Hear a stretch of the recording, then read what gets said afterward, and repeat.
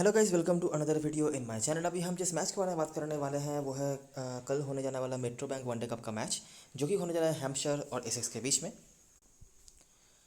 तो ये मैच जो होने जा रहा है रोजबॉल साउथम्पटन में, जहाँ पे लास्ट मैच जो हुआ था हैम्पशायर बनाम मिडिलसेक्स का, वो मैच हमने कवर करा था। वो हुआ था यहाँ पे, और वो मैच ऑब्वियसली हमारे लिए अच्छा भी गया था।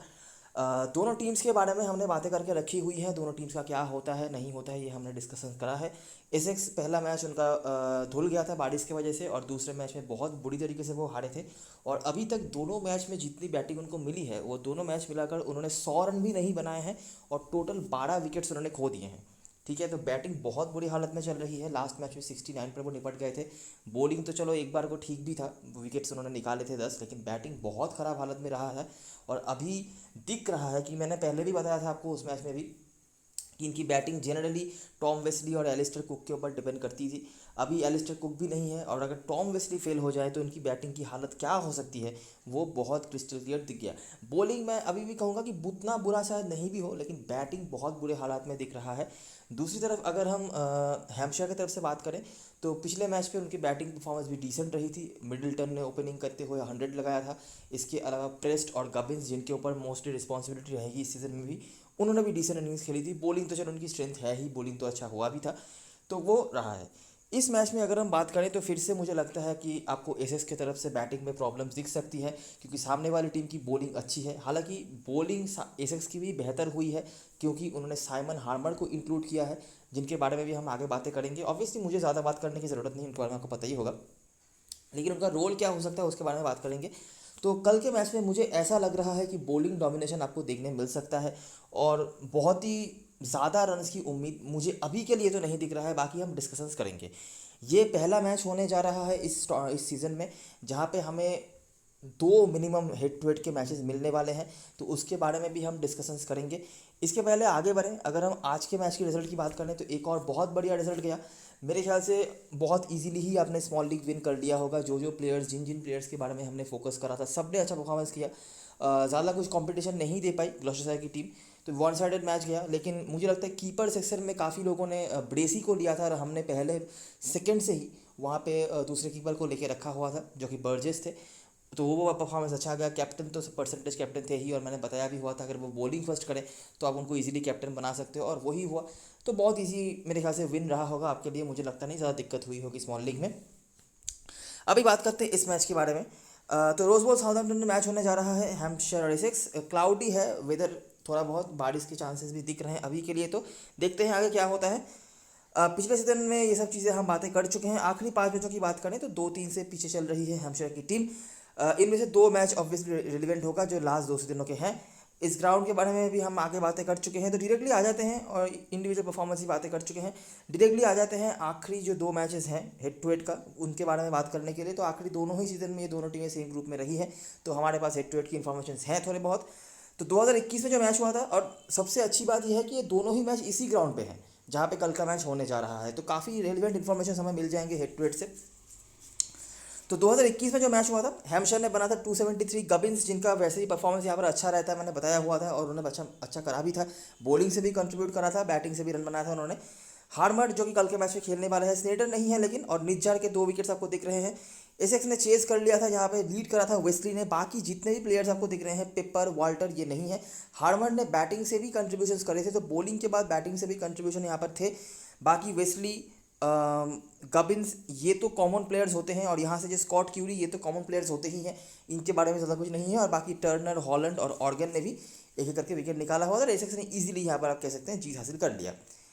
अगला मैच जो हुआ था पिछले सीजन का, यहाँ पे भी एसेक्स ने उसी रेंज का स्कोर बनाया। आप नोटिस करो कि यहाँ पे 275 था। हालांकि यहाँ पे चेज कर रहे थे वो, तो वो 44 ओवर में बन गया, लेकिन यहाँ पर कॉम्पेरेटिवली कम स्कोर ऐसे भी बना, और 50 ओवर में बैटिंग भी करी। बॉलिंग कॉम्पेरेटिवली बेहतर हुआ यहाँ पर हैम्पशायर का। कॉमन प्लेयर्स में से आपको स्नेडर तो मिल जाएंगे, लेकिन वो अवेलेबल नहीं है। रिचर्ड्स ये स्क्वाड में रहे हैं, लेकिन इनको खिलाया नहीं जा रहा।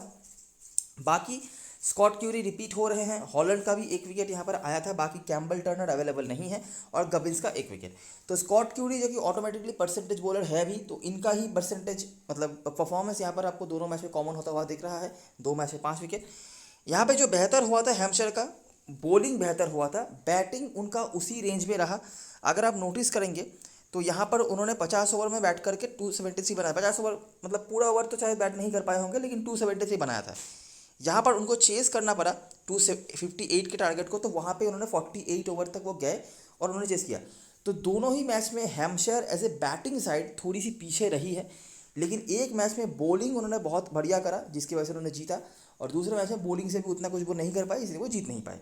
ठीक है, यहाँ पर ये कुछ परफॉर्मर्स थे। प्रेस्ट डोनाल्ड एल्बर्ट ऑर्गन ने यहाँ पे विकेट नहीं निकाला था, लेकिन बैटिंग से 30 रन बनाए थे और यहाँ पर उन्होंने एक विकेट निकाला था, तो थोड़ा बहुत कंट्रीब्यूशन उनका है। बाकी प्रेस्ट डोनाल्ड और एल्बर्ट के परफॉर्मेंस थे, इनमें से कोई भी रिपीट नहीं हो रहे हैं हैम्पशायर की तरफ से। बैटिंग से बात करें तो बॉलर में से वही स्नेडर थे, बेन कैस्टाइल अवेलेबल नहीं है, और नीजात जिन्होंने पहले मैच में 2 विकेट निकाला था और यहाँ पर 1 विकेट।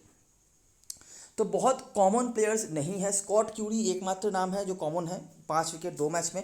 आरन निजात दोनों मैच में नाम है अगर हम करंट स्क्वाड मेंबर्स की बात करें तो। बाकी अपने को बहुत ज़्यादा क्रिस्टल क्लियर कुछ ऐसा कॉमन नहीं मिल रहा है। गबिन्स एक मैच में चले, वेस्ली एक मैच में चले, हार्मर जिन्होंने एक मैच खेला था वहाँ पर वो चले थे। तो ये कुछ चीज़ें हैं, और ये मोस्टली ही प्लेयर्स परसेंटेज प्लेयर होने वाले हैं, तो इनके बारे में ज़्यादा बातें करने का मतलब नहीं है। ठीक है, तो हेड टू हेड की ये चीज़ें रही हैं। बहुत ज़्यादा रन्स नहीं है जैसे कि हम उम्मीद कर भी सकते हैं, और कल के मैच में हमें उम्मीद है और कम रन बनेंगे जैसे कि लास्ट हेड टू हेड में हुआ भी था, क्योंकि दोनों ही टीमों की बॉलिंग अभी बेहतर और बेहतर हुई है। 2021 में हैम्पशायर के बॉलर्स के पास उतना एक्सपीरियंस नहीं था, 2022 में उनकी एक्सपीरियंस ज़्यादा हुई और उनका रिफ्लेक्शन पे देखने मिला। अभी ये बॉलर्स और बेहतर हुए हैं, तो आपको और बेहतर परफॉर्मेंस देखने को मिल सकता है, और सामने वाली टीम की बैटिंग भी हल्की हुई है, तो वो भी रिफ्लेक्शन आपको देखने मिल सकता है। तो ये हो गई हेड टू हेड की बात है। समराइज़ करने लायक कुछ ऐसा नहीं है। ग्राउंड के बारे में भी हमने बातें करके रखी हुई है। ग्राउंड के बारे में हमने क्या बात करी थी कि यहाँ पे बहुत रन्स नहीं बनते हैं, और कुछ प्लेयर्स को हमने देख रखा था, स्पेशली जो 3 स्ट्राइक बॉलर्स होते हैं हैम्पशायर के, स्कॉट क्यूरी, टर्नर और कैम्बेल, ये बहुत विकेट्स निकालते हैं। बहुत रन्स नहीं बनते हैं, लेकिन 270 280 यहाँ पर विनेबल टोटल हो सकता है। और क्योंकि Hampshire as a bowling side बहुत डोमिनेटिंग रही है, तो उन्होंने इससे कम रन को भी डिफेंड किया है। सिर्फ जो सेमीफाइनल मैच था जहाँ पे मैटर करता था सारी चीज़ें, वो मैच वो हार गए थे, और वहाँ पर उन्होंने काफ़ी रन भी कंसीड किया था। तो मैं फिर से आपको रिमाइंड करवा दूँ, तो देखो 236 बनाया था। मिडिल टर्न आपको दिख जाते हैं। देखो ये कंसिस्टेंट तो नहीं होते हैं, ये कभी कभार चलते हैं, अभी का प्रिडिक्शन कोई ऐसा नहीं कर सकते, लेकिन जो भी है अभी 100 बनाया है लास्ट मैच में, तो काफ़ी लोग उनको लेंगे स्मॉल लीग में, लेकिन ऐसा कुछ रिकॉर्ड नहीं है उनके बारे में, मैं यही कह सकता हूँ। ठीक है, ब्राउन और क्यूरी के परफॉर्मेंस से पेसर्स का अपर हैंड, और इसको भी डिफेंड कर लिया बहुत आराम से, जैसे मैंने अभी बताया। हॉलैंड यही एक लौता मैच था जहाँ पर उन्होंने बहुत बड़े परफॉर्मेंस करा, नहीं तो ठीक ठाक परफॉर्मर रहते हैं वो, कंसिस्टेंटली कुछ ना कुछ पॉइंट देते हैं, लेकिन हाई फाई कुछ ऐसा कुछ नहीं जिससे आप कुछ ऐसा कह सकें कि उनको लेना ही पड़ेगा स्मॉल लीग में। बाकी क्यूरी, टर्नर ये कंसिस्टेंट रहते हैं जनरली। ऑर्गन के भी यहाँ पर 2 विकेट से। ऑर्गन मेन स्पिनर होते हैं टीम के, तो वो एक हैंडी रोल प्ले करते हैं, बैटिंग भी कर सकते हैं, तो वो आपके लिए हमेशा ही हैंडी होते हैं। गबिन्स, प्रेस्ट ये तो पार्ट टाइम होते हैं, ऑर्गन के बाद आते हैं, लेकिन ऑर्गन मेन स्पिनर है। अगला मैच 183 का टारगेट था, 183 यहाँ पर बनाया है लैंकाशायर ने, सिर्फ बॉलिंग फर्स्ट में यहाँ पर निपटा दिया था। कड़ी तो चलो कंसिस्टेंट है, बाकी टर्नर, कैम्बेल, हैम्पशायर ने इसको भी चेस कर लिया था। एल्बर्ट के स्कोर थे, लेकिन आप नोटिस करो बैटिंग में दिक्कत है, लेकिन क्योंकि बॉलिंग बहुत बढ़िया हुई थी तो वो दिखी नहीं। उसके बाद जो लास्ट हेड टू हेड आपने देखा था जहाँ पे भी क्यूरी है, प्रेस्ट, ऑर्गन, ये एल्बर्ट चेज में बेहतर करते हैं। अगर आपने नोटिस करी होगी, उन्होंने काफ़ी बार चेज में रन बनाया है। लास्ट मैच उनको बैटिंग नहीं मिला था, क्या हुआ था पता नहीं मेरे को, लेकिन जो भी है उनको बैटिंग नहीं मिली थी, लेकिन उन्होंने चेज में रन बनाया है और काफ़ी कंसिस्टेंटली बनाया है। एल्बर्ट को लोग शायद नोटिस ना करें, लेकिन ये शायद बहुत बड़े बड़े स्कोर्स नहीं बनाते हैं, लेकिन कंसिस्टेंटली कुछ ना कुछ करते हैं जब भी इनको मौके मिलते हैं। और लास्ट मैच जो हुआ था पिछले सीजन का वो ये था, यहाँ पे भी आपको दिखेगा कि एल्बर्ट के स्कोर्स हैं, गबिन्स हैं, और ये कुछ परफॉर्मर्स भी हैं। रन भी काफ़ी ज़्यादा बनाया था हैम्पशायर ने, लेकिन वो भी चेस कर लिया था केंट ने जाके। हालांकि बॉलरों में से कैम्बेल और टर्नर ने विकेट्स निकाले थे, लेकिन क्यूरी उतना कुछ खास नहीं कर पाए और हैम्पशायर यहाँ पर हार गई। इस सीजन का जो एक लौता मैच हुआ था वहाँ पे भी हालांकि काफ़ी रन कंसीड किए, 300 रन जनरली कंसीड करती नहीं थी हैम्पशायर की बॉलिंग, लेकिन अभी पहले मैच में उन्होंने रन कंसीड किया। ये भी एक बात है कि एक नए सेट ऑफ बॉलर्स के साथ वो जा रहे थे, टर्नर नहीं थे, कैम्बेल नहीं थे, तो उसका भी रिफ्लेक्शन पड़ सकता है, लेकिन जो भी है 300 रन उन्होंने कंसीड किया। क्यूरी कंसिस्टेंटली विकेट्स यहाँ पे भी निकाल रहे हैं, ऑर्गन का विकेट था, प्रेस्ट, गबिन्स, तो सारे के सारे स्पिनर्स जो हैं उन्होंने विकेट निकाला, एक ही सही लेकिन विकेट निकाला। और यहाँ पे केली ने विकेट निकाला था एक। हैम्पशायर ने 37 ओवर में बना दिया था 238 रन, तो उनकी बैटिंग काफ़ी अच्छी हुई थी, 6 के ऊपर 100 से वो रन बना रहे थे, और विकेट भले ही थोड़ा बहुत खोया था, लेकिन रन क्योंकि काफ़ी ज़्यादा बना दिया था तो वो डकवर्थ भी उनके सपोर्ट में हुआ। मिडिलटन ने 100 बनाया था, बाकी कबिन्स, प्रेस्ट, ऑर्गन इन्होंने बैटिंग भी कंट्रीब्यूशंस करे बॉलिंग के बाद। ठीक है, और स्पिनर ने यहाँ पे निकाला 2 नहीं 4 होगा ये तो, दोनों स्पिनर्स ने मिलकर 2-2 करके विकेट निकाला था। रॉबसन और हॉलमन जो थे तो वो हैं। बाकी पेसर का 1 विकेट है। मिडिल से साथ बॉलिंग साइड उतनी कुछ स्ट्रॉन्ग है भी नहीं, ये हम बता चुके हैं, तो वही रिफ्लेक्शन यहाँ पर देखने मिल रहा है। बाकी लेग स्पिनर्स अगर आपके पास हैं तो आप बिल्कुल देख सकते हैं। बेन स्टैंड ने भी आपने देखा कि लास्ट जो हेड टू हेड हुआ था 2 विकेट निकाला हुआ था, यहाँ पे भी हॉलमन ने 2 विकेट निकाला हुआ था, तो वही बात है। लेकिन ज़्यादा कुछ स्पिनर्स के लिए उतना कुछ नहीं है। अगर ऐसा कोई प्लेयर है आपके पास जो स्पिन बॉलिंग कराने के साथ साथ बैटिंग भी कर सकता है, जैसे कि ये जो हो गए गबिन्स हो गए, ऑर्गन हो गए, प्रेस्ट हो गए, एसएस की तरफ से आपको हार्मर देखने मिल जाएंगे, कुछ हद तक आप निज्जार को भी कंसीडर कर सकते हो, वेस्ली हो गए, ऐसे प्लेयर्स आपके लिए इंपॉर्टेंट हो सकते हैं अगर एक आध विकेट कहीं पे निकाल ले तो। नहीं तो उतना कुछ ज़्यादा हेल्प नहीं है। और अगर रनों की बात करें तो हैम्पशायर से बॉलिंग साइड अच्छी रही है, हालांकि लास्ट 2 मैचेस में उन्होंने 300 रन कंसीड तो करे, लेकिन ओवरऑल उनकी बॉलिंग अच्छी रहती है तो उनको ज़्यादा रन कंसीड करना नहीं पड़ता है। और उन्होंने पास्ट में 230-40 रन बना के भी उसको भी डिफेंड किया है। हालांकि 270-280 यहाँ पर विनेबल टोटल है, या आप मान के चल सकते हो। हालांकि लास्ट 2 मैचेस में 300 को रन बना के टीमें जीती नहीं है, लेकिन फिर भी अगर हम ओवरऑल बात करें तो ये चीज़ें आपको देखने मिल जाती हैं। ठीक है, तो ये हो गई ग्राउंड की बारे में बातें। हेड टू हेड की जो भी इन्फॉर्मेशन हमारे पास रही है वो हमने बातें कर ली हैं। अभी हम आ जाते हैं प्लेइंग 11 की तरफ, और यहाँ पे बहुत ज़्यादा कुछ एक्स्ट्रा ऑर्डिनरी नहीं है क्योंकि इन दोनों टीमों के मैचेस हम आखिर में कवर कर चुके हैं। और जो भी पंड्स हैं या जो भी नए प्लेयर्स के ऊपर फोकस रख सकते हो आप, उनके बारे में हम बातें कर चुके हैं, तो उनके बारे में फिर से हम डिस्कशन नहीं करेंगे। अच्छा, इससे पहले ग्राउंड में परफॉर्मर्स की बात करें तो गबिन्स मैंने बताया हुआ है कि अच्छा करते भी हैं, लास्ट में 40 रन बनाए थे उन्होंने। और बॉलिंग से स्कॉट क्यूरी, बाकी टर्नर कैम्बल के भी अच्छे रहे हैं, लेकिन वो अवेलेबल नहीं है। प्लेइंग 11 में मुझे कुछ ऐसा मेजर चेंज होता हुआ नहीं दिख रहा है। गबिन्स यहाँ पर अच्छा करते हैं और हमेशा ये कैप्टन वाइस कैप्टन मटेरियल होते हैं, उनकी बॉलिंग भी काम पे आती है क्योंकि लेग स्पिनर ये भी हैं। प्रेस्ट बैटिंग से उतने अच्छे रिकॉर्ड्स नहीं हैं, बॉलिंग से अगर एक आध विकेट निकाल के बैटिंग से 20-30 रन बना दे अलग बात है, नहीं तो रिकॉर्ड उनका उतना अच्छा नहीं है। लेकिन क्योंकि ये बॉलिंग भी कराते हैं तो आप शायद इनको ड्रॉप ना करो। उसके बाद यहाँ पे ब्रेन ब्राउन है, कुछ ऐसा खास रिकॉर्ड नहीं है, लेकिन कीपर सेक्शन में होंगे तो शायद आप इनकी तरफ जाना पसंद भी करो क्योंकि ऊपर बैटिंग आते हैं। कुछ भी ऐसा मतलब रेलिवेंट नहीं है इनके बारे में बताने लायक। एल्बर्ट बेहतर करते हैं, ठीक है, इन्होंने चेस बेहतर करा है और 30-40 रन कंसिस्टेंट स्कोर्स भी इनके हैं। बाकी देखना पड़ेगा कि हम इनको मैनेज कर पाते हैं या नहीं। फेलिक्स ऑर्गन मैं कॉन्सिडर तो करूँगा इनको लेने के लिए क्योंकि ये मेन स्पिनर हैं टीम के, फर्स्ट चॉइस स्पिनर हैं, मेन तो नहीं फर्स्ट चॉइस स्पिनर हैं, यही पहले आते हैं, उसके बाद बाकी गबिन्स और प्रेस्ट आते हैं। तो यही है कि एक आध विकेट 25-30 रन तो आपके लिए काफ़ी अच्छे पॉइंट स्कोरर बन सकते हैं। हॉलैंड एकलैंड उसके बाद जो मुझे लगता नहीं कि स्मॉल लीग में मेरे होंगे।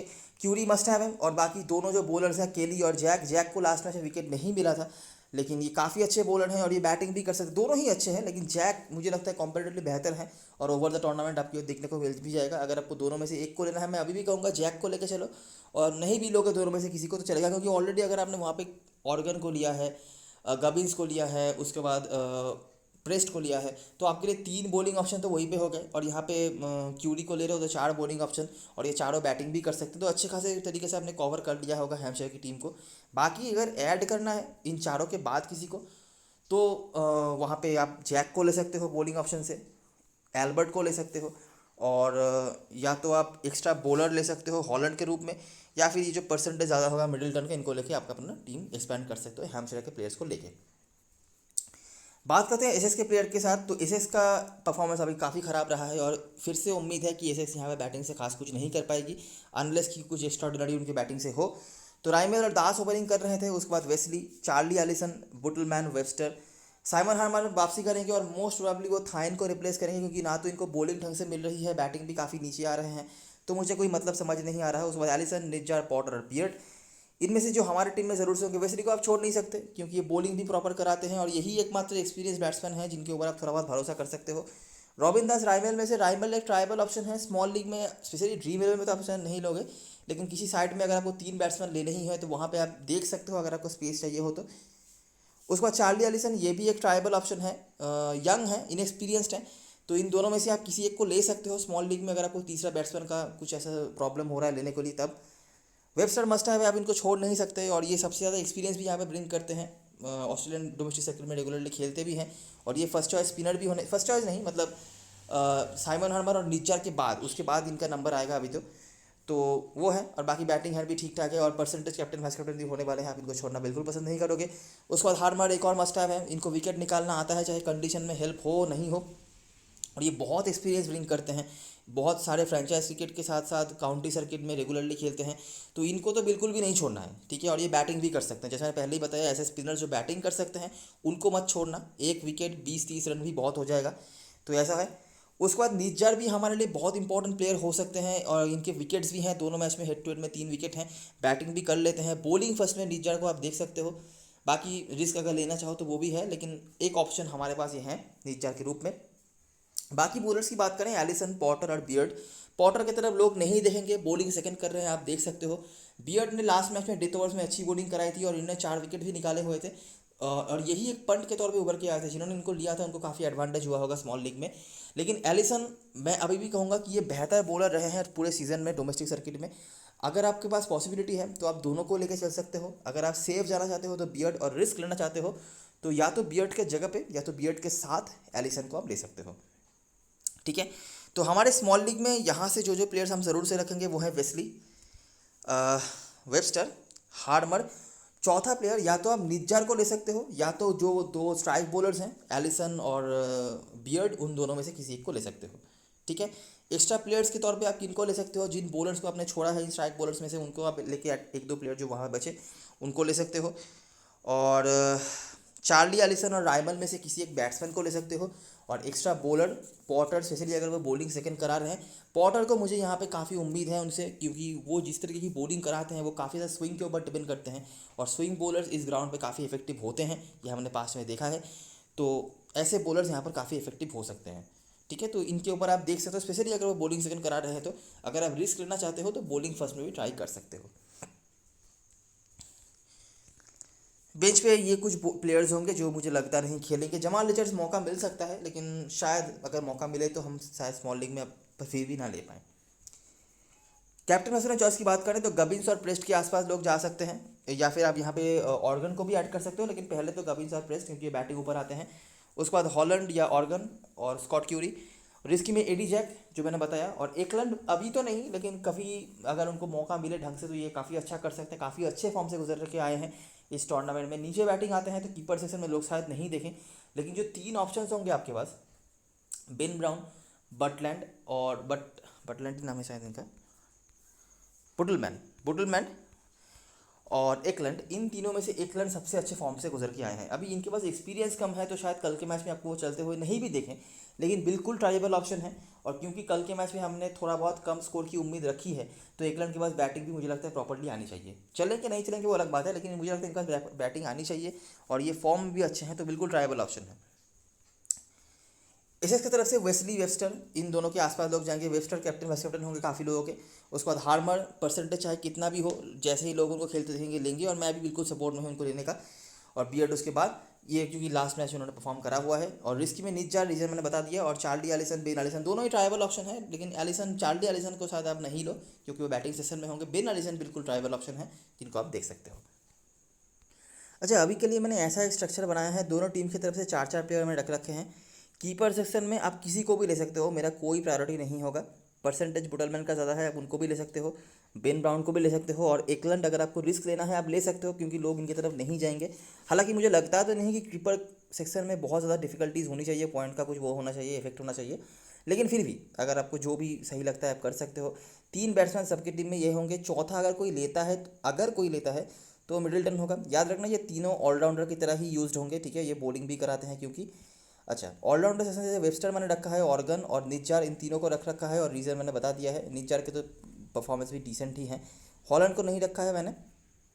बॉलरों में से हार्मर और स्कॉट क्यूरी, ये दोनों मस्ट हैव हैं, आप इनको छोड़ नहीं सकते। अगर आप ऑलराउंडर सेशन से इन दोनों को ड्रॉप करना चाहते हो तो वो भी पॉसिबिलिटी है, वो भी आप कर सकते हो। उसके जगह पे अगर आपको एक्स्ट्रा बॉलर लेना है, जैसे कि Beard, Allison, Potter, Eddie Jack, काफ़ी सारे ऑप्शंस हैं, तो वो भी आप कर सकते हो। लेकिन मैंने मेनली जो कोशिश करी है, आप समझ ही सकते हो कि काफ़ी सेफ स्ट्रक्चर है ये। सारे के सारे प्लेयर्स यहाँ पे मेरे को बॉलिंग से ऑप्शन प्रोवाइड करते हैं, विकेट लेने की चांसेस देते हैं, तो मैंने ऐसे प्लेयर्स को रखा है। ठीक है, कैप्टन हसन चॉइस की बात करें तो गबिन्स, क्यूरी, हैम्पशायर की तरफ से। रीज़न क्रिस्टल क्लियर है, ये कंसिस्टेंटली परफॉर्म करते हैं। हो सकता है कि इनसे ज़्यादा कोई करके जाए या कम कोई करके जाए, लेकिन ये कंसिस्टेंट है। एसएस की तरफ से अभी तो भरोसा लायक, देने लायक कोई परफॉर्मेंस नहीं है किसी का भी। बॉलिंग से चलो एक बार के लिए है भी, लेकिन बैटिंग तो किसी का भी उतना अच्छा नहीं है। लेकिन फिर भी वेबस्टर, वेस्ली और हार्मर, ये तीनों आपके लिए अच्छे ऑप्शन। हार्मर मैं क्यों कह रहा हूँ, क्योंकि इनको कंसिस्टेंट पॉइंट निकालना आता है। मैं अभी भी कहूँगा कि शायद आपको लगे कि इस ग्राउंड पे तो स्पिनर्स के लिए उतना हेल्प नहीं है, मैं हार्मर को क्यों इतना कह रहा हूँ, लेकिन ओवर द टूर्नामेंट अगर आप फॉलो करेंगे 2021 में जो हुआ भी था कि इनको विकेट निकालना आता है, इनको फ़र्क ही नहीं पड़ता पिच पे स्पिन है नहीं है, क्योंकि ये वेरिएशन करना जानते हैं। ये स्ट्रेटर बॉल डाल देंगे, पेस बॉल डाल देंगे, ये स्पिन करेंगे भी नहीं, और पिच में अगर हेल्प नहीं भी है तो उनको फ़र्क नहीं पड़ेगा, और बाकी बैटिंग तो जो करेंगे वो बोनस है। ठीक है। और वेस्ली वेस्टर का तो पता ही है, वेस्ली बैटिंग से भी उनके डिसेंट मतलब वही रन है, बड़ा रन जो उन्होंने बनाया था। और वेस्टर का भी मैंने बता दिया कि वो प्रॉपरली आपके दोनों तरफ से पॉइंट दे देंगे, और सबसे ज़्यादा एक्सपीरियंस भी यही ब्रिंग करते हैं, और anyways percentage captain vice captain है। ठीक है। तो हैम्पशायर की तरफ से 2 नाम, और इस तरफ से भी 2 नाम पकड़ के चलो। हार्मर को आप कैप्टन भले ही ना बनाओ, लेकिन ये जो 2 नाम है वेस्ली वेस्टर, इनको आप देख सकते हो। ठीक है। और कहाँ कहाँ पे कौन कौन से पंट्स है मैंने बता दिया, ये तो चीज़ें हैं। ठीक है। ये खाली ऑलराउंडर में ऑर्गन और नीचर के जगह पे आप एक्स्ट्रा बॉलर सेट कर सकते हो, ये कर सकते हो आप। ठीक है। तो ये रही सारी चीज़ें और सारी एनालिसिस। अगर आपको वीडियो पसंद आई हो तो लाइक ज़रूर करना, सब्सक्राइब करना चैनल को, टेलीग्राम चैनल पे ज़रूर ज्वाइन हो जाना, क्योंकि लास्ट मोमेंट पे सारी अपडेट्स वहीं पे आने वाली हैं। तब तक के लिए best luck for this match and good bye for now.